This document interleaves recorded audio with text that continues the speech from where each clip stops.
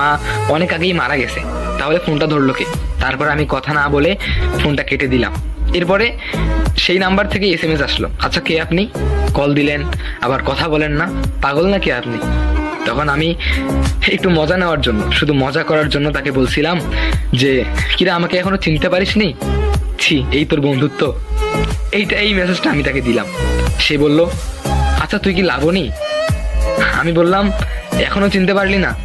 তখন সে বলল, না এখনো চিনতে পারিনি তোকে।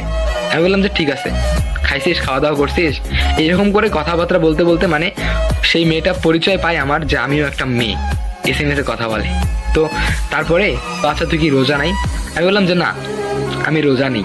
তখন সে বলল, এখন আমি তোকে চিনেছি, তুই হলি আমার সেই মোটি বান্ধবী যে এক মুহূর্ত খাওয়া ছাড়া কিচ্ছু বুঝিস না, তুই শুধু খাওয়া খাওয়া করিস। হ্যাঁ আমি জানি তুই আয়েশা।